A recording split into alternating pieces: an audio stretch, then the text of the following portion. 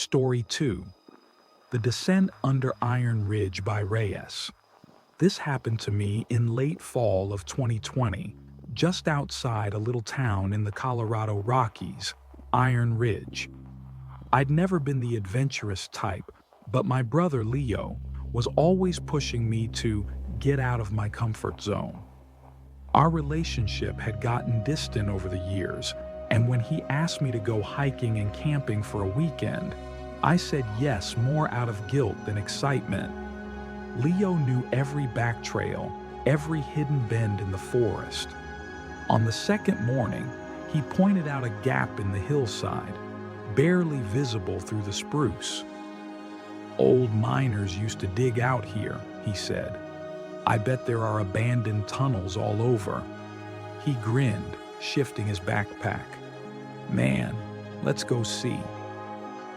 Part of me wanted to stay at camp, but another part, a younger, more reckless version, just wanted to prove I wasn't scared. I remember following Leo, leaves crunching beneath our boots. The air smelled sharp, like frosted grass and cold stone. Above us, the sky threatened rain. The cave was more like a mine shaft, ringed in rusted metal beams. A battered sign rested against a boulder. Warning, unstable. I hesitated, but Leo waved me on. "Just a quick look. If it's too creepy, we leave?" I shrugged. My gut wasn't so much nervous as off, like that feeling you get before a bad storm, when every instinct says, just stay home. Inside, the shaft was colder, darker than I expected. Our footsteps made anxious echoes, footsteps I could never quite place.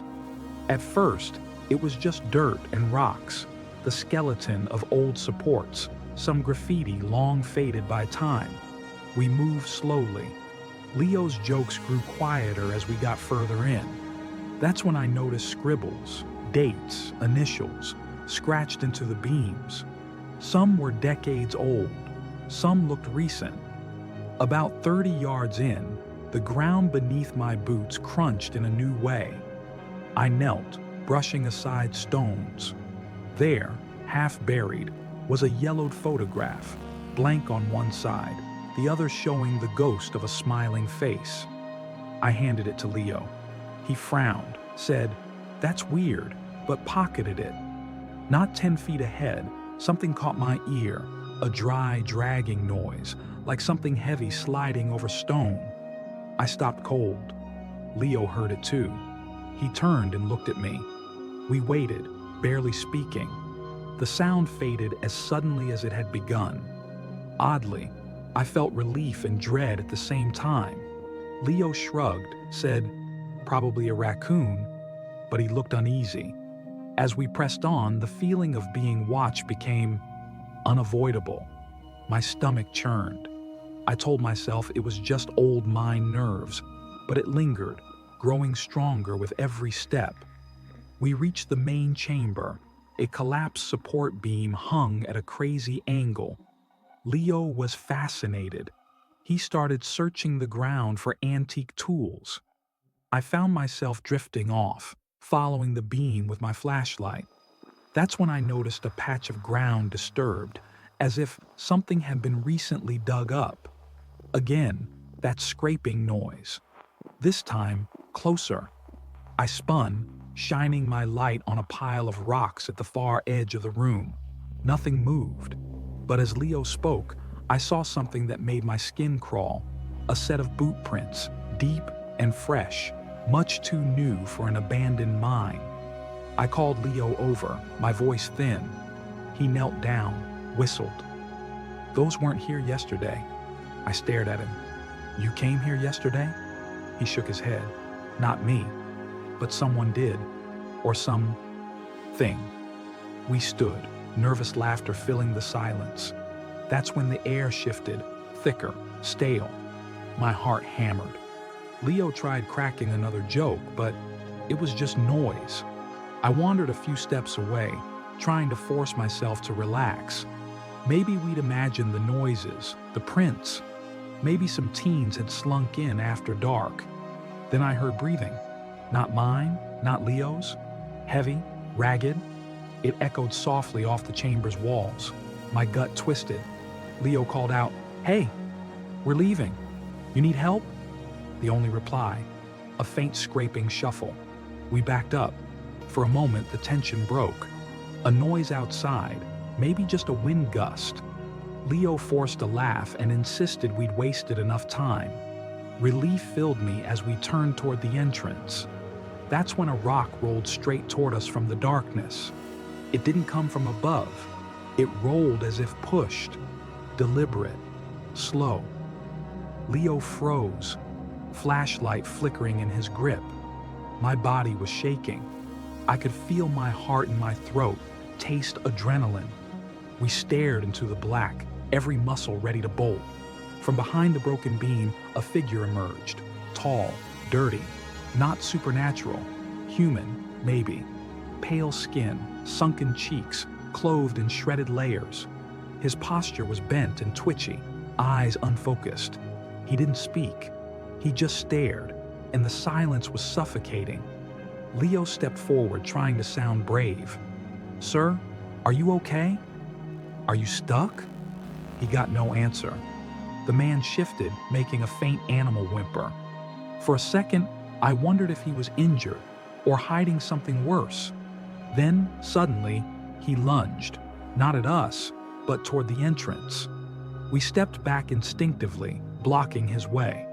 His chest heaved, eyes wild as he darted past, knocking Leo off balance. For a moment, I thought it was just a homeless man terrified of strangers.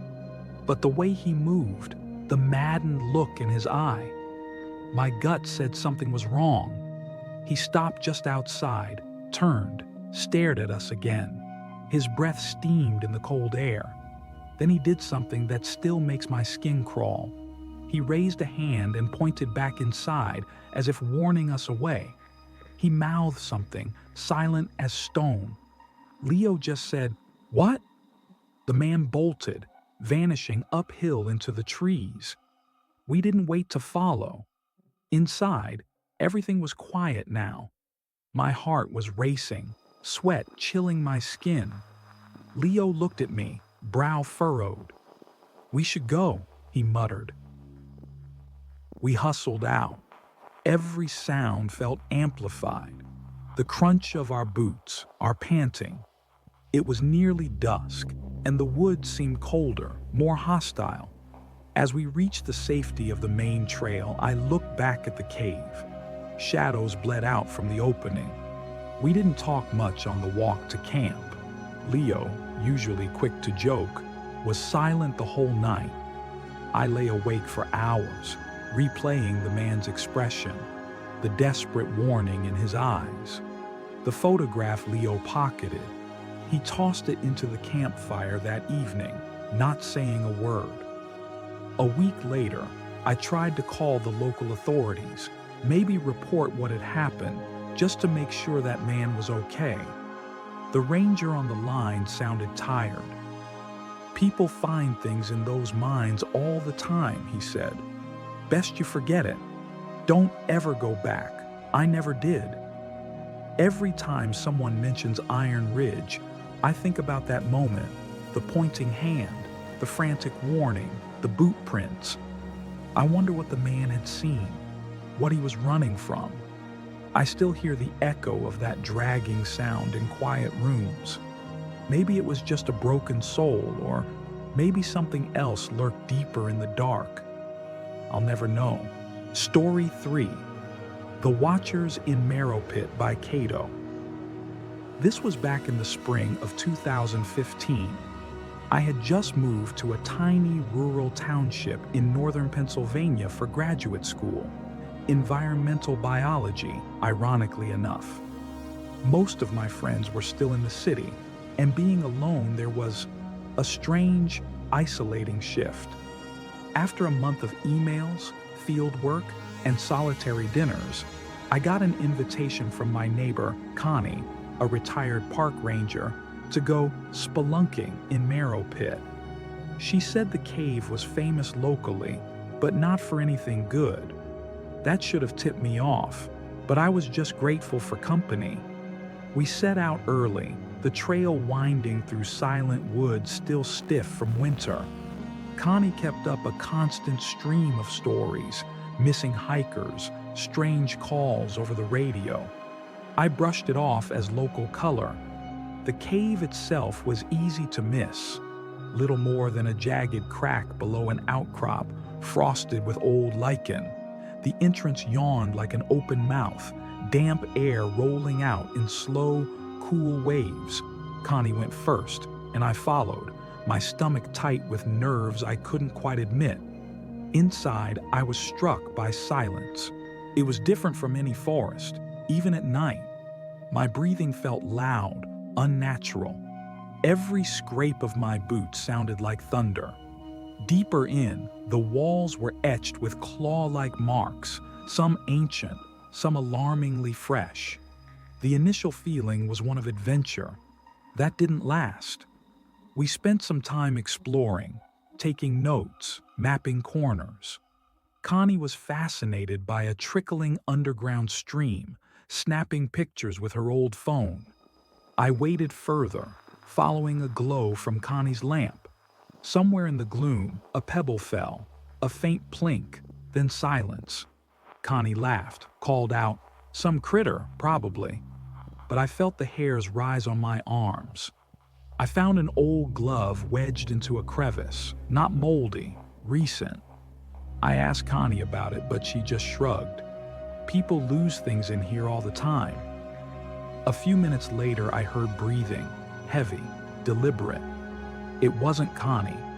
I turned quickly, light sweeping across the stone.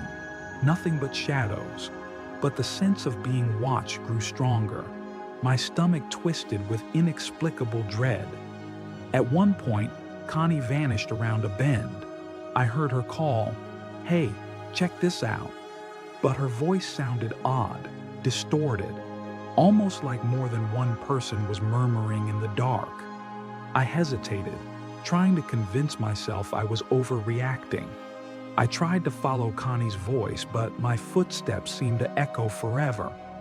The wall markings grew more chaotic, some carved deep enough to expose shining veins of mineral beneath the rock. I found Connie crouched near the stream, staring at something. "Look," she whispered, holding up a tattered note half soaked in water. "Keep out. I warned you." We laughed, but the sound felt forced. Suddenly, behind us, a rock slid across the floor, deliberate and slow. Connie's lamp flickered. My heart pounded in my throat. Then, silence. For a while, everything seemed normal. We explored a few more chambers, marking odd mineral formations. But the atmosphere thickened. I kept imagining the sensation of being followed, shuffling sounds, a deep sigh in the dark. Every time I turned, there was nothing. But the feeling never faded. Connie tried to lighten the mood, telling stories about lost cats and hikers. But her eyes had stopped smiling. At some point, I stumbled and nearly fell into an old pit, deep, impossibly dark. The echo of my voice sounded strange, as if something else spoke back, just out of sync. My stomach clenched, skin crawling, asking if it was just the cave or something else. We decided to head for the entrance, but the way seemed different. Shadows shifted. The walls felt closer, the air heavier. We rounded a tight corner and stopped dead. Two figures stood at the far end, silhouetted by our lights. Not monsters, not ghosts. They looked normal, ordinary. But something about the way they stood, motionless, eyes obscured by shadows, froze both of us. Connie whispered, voice shaking, "Who's there?" No answer. The air felt electric, pulsing in my chest. One of the figures raised a hand, slowly, deliberately. They pointed at us, then toward the pit behind. I could hear my heart. I could feel Connie's breathing quicken beside me. My mind ran wild. Park ranger stories of lost people, cave squatters, worse. The taller figure started moving, slow and limping. The other just watched us, head tilted. Connie grabbed my arm, her grip vice-like.